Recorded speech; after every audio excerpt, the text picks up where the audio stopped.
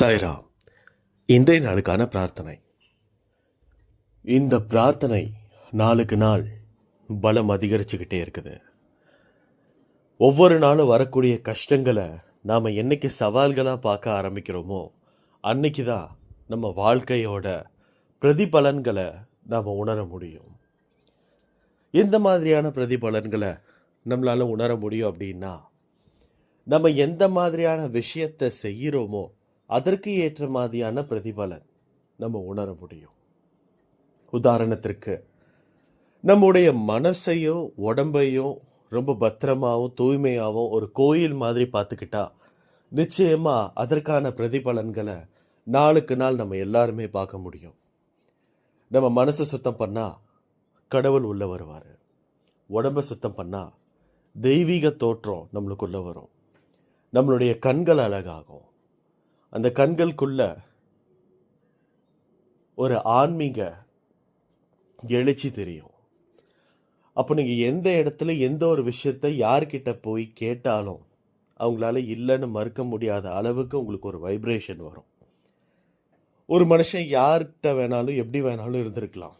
ஆனால் நம்ம இந்த அளவுக்கு நம்மளுடைய மனசையும் உடம்பையும் மெயின்டைன் பண்ணி ஒரு ஆள்கிட்ட போய் நம்ம கேட்கும்போது நிச்சயமாக உங்களால் இல்லைன்னு சொல்லவே முடியாது. அந்த அளவுக்கு நம்மளுக்குள்ள ஒரு தெய்வீக கலை கண்டிப்பாக வரும். அப்போ இதெல்லாம் வர்றதுக்கு நம்ம என்ன பண்ணணும் அப்படின்னா, இந்த உடம்புக்கு தேவையில்லாததை எல்லாத்தையும் விட்டுறணும். தேவையானதை நாளுக்கு நாள் அளவுக்கு ஏற்ற மாதிரி கொடுக்கணும். மனசுக்கு எந்த ஒரு விஷயத்தையோ ரொம்ப டீப்பாக உள்ளே கொண்டு போகக்கூடாது. எதுவாக இருந்தாலும் மேலோட்டமாக வச்சு அதை அப்படியே சால்வ் பண்ணிக்கணும். ஒரு விஷயத்தை மட்டும் நம்ம எல்லாரும் மைண்டில் வச்சுக்கணும். இன்னொருத்தங்களால் நம்மளுடைய மனசில் இருக்கக்கூடிய சந்தோஷம் குறையாது. என் மனசில் இருக்கக்கூடிய சந்தோஷம் குறைஞ்சாலும் அதிகமானாலும் அதுக்கு நான் மட்டும்தான் பொறுப்பு, மற்றவங்க யாரும் கிடையாது. யார் இருந்தாலும் இல்லாமல் போனாலும் என்னுடைய மனசுக்கான சாவி என்கிட்ட தான் இருக்குது. எனக்குன்னு இருக்கக்கூடிய ஆத்ம சந்தோஷத்தை நான் எனக்குள்ளேயே வச்சுக்குவேன். வெளியில் சந்தோஷத்தை தேடுறதுக்கு பதிலாக எனக்குள்ள நானே தேடிக்குவேன்.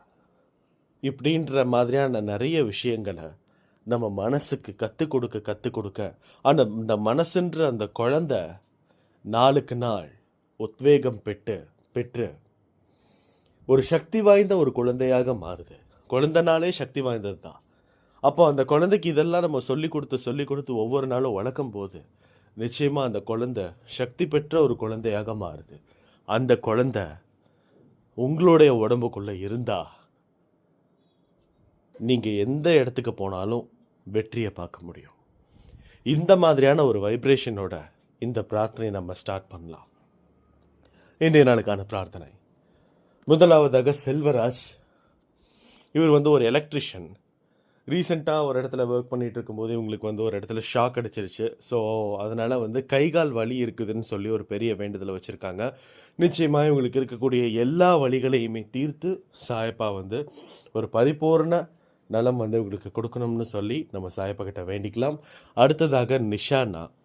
இவங்களுடைய ஹஸ்பண்ட் கொஞ்ச நாள் முன்னாடி, அதாவது கொஞ்சம் மாதங்களுக்கு முன்னாடி ஒரு பக்கவாத நோயால் பாதிக்கப்பட்டு ஒரு ஹாஸ்பிட்டலைஸ்ட் ஆனாங்க. ஒரு ட்ரீட்மெண்ட்லேயே எடுத்துகிட்டு இருந்தாங்க. அதுக்கப்புறம் சில விஷயம் அவங்களால சரியாக பண்ண முடியல அப்படின்னு சொல்லி அதுக்கப்புறம் திருப்பி வீட்டுக்கு கூட்டு டெய்லி செக்கப் போயிட்டுருக்காங்க. ஆனால் இப்போ வரைக்குமே அவங்களால சரியாக நடக்க முடியல. ஒரு கால் வரமாட்டேங்குது. சீக்கிரமாகவே அவங்களுக்கு அதில் இருந்து ஒரு பெரிய விடுதலை கொடுக்கணும்னு சொல்லி நம்ம சாயப்பா கிட்ட வேண்டிக்கலாம். அடுத்ததாக ஸ்ரீஜா. இவங்களுக்கு நிறைய விதமான ஃபேமிலி ப்ராப்ளம்ஸும் இருக்குது, நிறைய விதமான பண கஷ்டங்களும் இருக்குது. இவங்களுக்கு பண்ணிகிட்டு இருக்கக்கூடிய அந்த தொழிலில் எந்த விதமான முன்னேற்றமும் இல்லைன்னு சொல்லி ரொம்ப வேதனைப்பட்டு சொல்லியிருக்கிறாங்க. இவங்களுக்கு இருக்கக்கூடிய எல்லா விஷயத்தையுமே சாயப்பா தீர்த்து குடும்பத்துலேயும் சரி, தொழிலையும் சரி, பண விஷயங்கள்லேயும் சரி, அந்த குடும்பம் செழித்து விளங்குற மாதிரி சாயப்பா பண்ணி கொடுக்கணும்னு சொல்லி நம்ம சாயப்பா கிட்ட ஒரு பெரிய வேண்டுதலை வச்சுக்கலாம். அடுத்ததாக ராகவ்.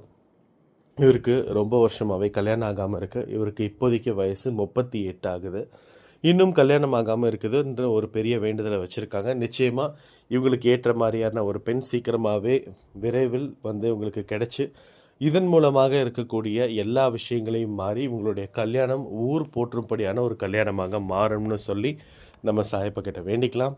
அடுத்ததாக சிங்காரவேலன், இவங்களும் ஒரு தொழில் பண்ணிகிட்டு இருக்கிறாரு. இவரோட தொழிலும் முன்னேற்றம் அடைகிறதுக்காக ஒரு பெரிய வேண்டுதலை வச்சுருக்காங்க. நிச்சயமாக இவங்களுக்கு இருக்கக்கூடிய எல்லா வேண்டுதலையுமே நிறைவேற்றி கொடுக்கணும்னு சொல்லி நம்ம சாயப்பக்கிட்ட வேண்டிக்கலாம்.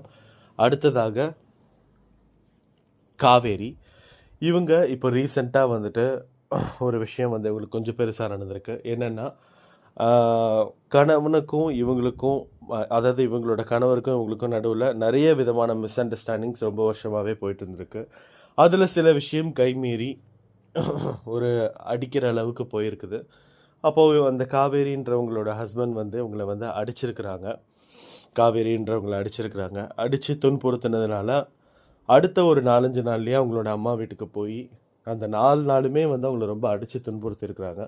அந்த 5ஆவது நாள் வந்து ஸ்ட்ரைட்டாக வீட்டுக்கு போயிட்டு அதுக்கு அடுத்த நாள் வந்து டிவோர்ஸ்க்கு அப்ளை பண்ணி அதுக்கான நோட்டீஸ் எல்லாமே கொடுத்துருக்குறாங்க.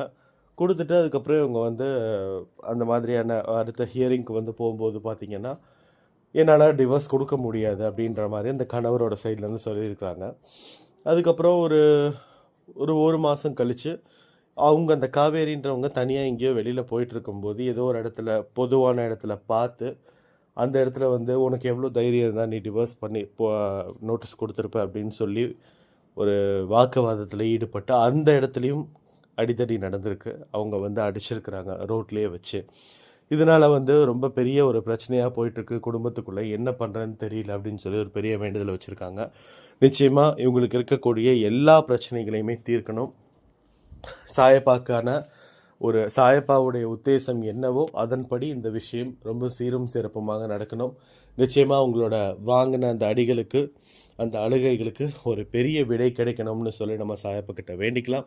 அப்படியே நம்ம ஸ்ட்ரெயிட்டாக பொது பிரார்த்தனைக்கு போயிடலாம். இன்றைய நாளில் யாரெல்லாம் பர்த்டே செலிப்ரேட் பண்ணிங்களோ வெட்டிங் டே செலிப்ரேட் பண்ணிங்களோ அவங்க எல்லாத்துக்குமே ஒரு பெரிய விஷஸ். சாயப்பா உங்களுடைய தேவைகளை எல்லாமே ஒரு நியாயமான வழியில் நிறைவேற்றி கொடுக்கணும்னு சொல்லி நம்ம சாயப்பாக்கிட்ட வேண்டிக்கலாம். எந்த விதமான கஷ்டங்கள் இருந்தாலும் அந்த கஷ்டம் எல்லாம் மறைஞ்சு போக இந்த ஒரு நாள் இனிய துவக்கமாக உங்கள் வாழ்க்கையில் ஸ்டார்ட் பண்ணணும்னு சொல்லி நம்ம சாயப்பாக்கிட்ட வேண்டிக்கலாம். அடுத்ததாக இன்றைய நாளில் நிறைய குழந்தைகள் பிறந்திருப்பாங்க. நிறைய அம்மாமார்கள் ப்ரெக்னன்சி வார்டில் வெயிட் பண்ணிகிட்டு இருப்பாங்க டெலிவரிக்காக. அப்படி இருக்கும்போது பிறந்த குழந்தைங்களுக்காகவும் பிறக்க போகிற குழந்தைங்களுக்காகவும் ஒரு வேண்டுதலை வச்சுக்கலாம். இந்த குழந்தைகள் எல்லாமே ஆரோக்கியமாகவும் சந்தோஷமாகவும் இந்த உலகத்தை பார்த்துருக்கணும். எந்த விதமான கஷ்டங்களும் இல்லாமல், அம்மாவுக்கும் எந்த விதமான கஷ்டமும் இல்லாமல் இருக்கணும் இந்த குழந்தை பிறந்ததன் மூலமாக. அது மட்டும் இல்லாமல் இந்த குழந்தைகளால் எந்த விதமான சமூக சீர்கேடுகளும் நடக்கக்கூடாதுன்னு சொல்லி நம்ம சாயப்பாக்கிட்ட வேண்டிக்கலாம். அடுத்ததாக இன்றைய நாளில் நிறைய பேர் கடன் பிரச்சனையால், வறுமையினால், பண பிரச்சனையினால், தொழில் பிரச்சனையினால், வேலை பிரச்சனையினால் நிறைய விதமான பிரச்சனைகளை சந்திச்சுட்டு இருப்பாங்க. அந்த பிரச்சனைகளுக்கு எல்லாத்துக்குமே ஒரு பெரிய பதிலை இன்றைக்கி சாயப்பா கொடுத்துருக்கணும். அவங்க எல்லாருக்குமே நிறைய பேர் நோய் நிறைய விஷயத்தினால அவதிப்பட்டிருப்பாங்க. இன்றைய நாளில் நிறைய பேர்த்துக்கு சர்ஜரி நடக்க இருக்கும். இன்றைய நாளில் நிறைய பேருக்கு ஆக்சிடெண்ட் ஆகிருக்கும். நேற்று நிறைய பேருக்கு ஆக்சிடெண்ட் ஆகிருக்கும். இவங்க எல்லாத்துக்காகவும் ஒரு பெரிய வேண்டுதலை வச்சுக்கலாம். நிச்சயமாக இவங்களுக்கு எல்லாத்துக்குமே ஒரு சாதகமான ஒரு விஷயமாக சாயப்பா இன்றைக்கி அமைச்சு கொடுக்கணும். எந்த விதமான கிரிட்டிக்கலான ஆப்ரேஷன்ஸாக இருந்தாலும், சர்ஜரியாக இருந்தாலும் அந்த சர்ஜரியில் சாயப்பா இறங்கி, அந்த மருத்துவர் குழு கூட சாயப்பா இறங்கி இருக்கக்கூடிய எல்லா பிரச்சனைகளையுமே தீர்த்து முடிக்கணும்னு சொல்லி நம்ம சாயப்பா கிட்ட வேண்டிக்கலாம்.